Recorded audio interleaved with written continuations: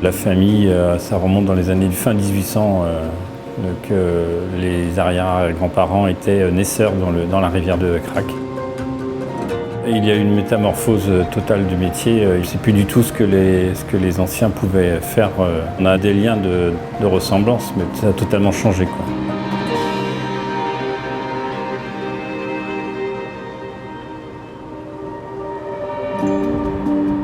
La production de l'entreprise, c'est de l'huître creuse en principal et de l'huître plate qu'on a gardée par passion, quoi.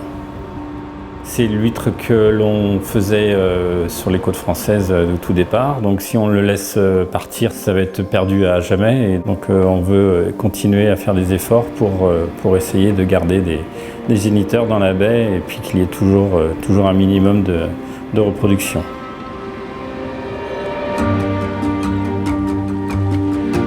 La baie de Quiberon est un site idéal pour cette reproduction et on essaie de tout faire pour garder ça.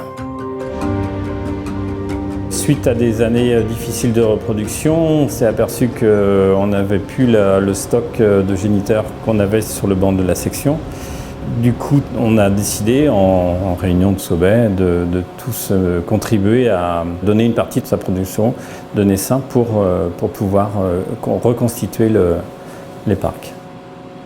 Mon rôle au sein du comité régional conchylicole, c'était de tous les ans nettoyer un espace qui nous permettait de semer ce 1% en espérant pouvoir continuer à développer de l'huître plate et reconstituer les gisements comme c'était un petit peu par le passé, quoi.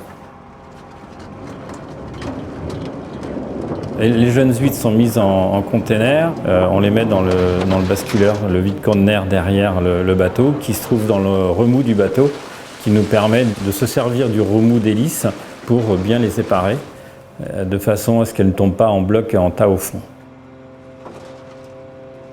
Et tout le monde joue le jeu.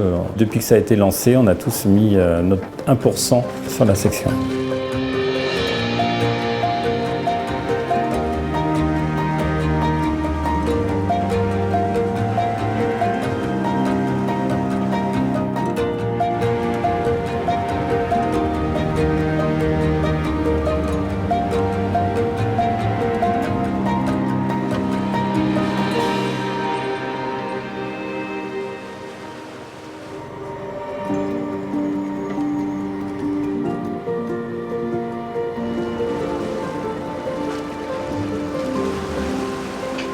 Sur ce parc, donc je fais des prélèvements réguliers pour savoir un petit peu l'évolution, la maturation, tout ça de l'huître. Donc il n'y a pas de récolte de prévu. La seule chose, c'est de les emmener à maturité pour qu'elles puissent créer des larves que l'on va retrouver ensuite sur nos collecteurs. Malgré la difficulté des dorades actuellement, il reste des huîtres qui seront nos futurs naisseurs pour continuer l'activité dans le futur, quoi. Si on compte le temps passé, oui, c'est pas toujours super intéressant, je pense, pour nous, en tant qu'ostréiculteurs sur la baie de Quiberon, de faire de la plate. Mais bon, malgré tout, on continue pour ne pas baisser les bras et pour faire vivre une espèce qui a toujours été présente sur nos côtes, dans nos rivières par le passé, et puis maintenant qui ne se trouve que dans la baie de Quiberon. Comme on a souvent vu dans le passé, on a eu des vagues difficiles et on a toujours réussi à rebondir. On rebondira encore, je pense qu'on ne va pas s'arrêter là.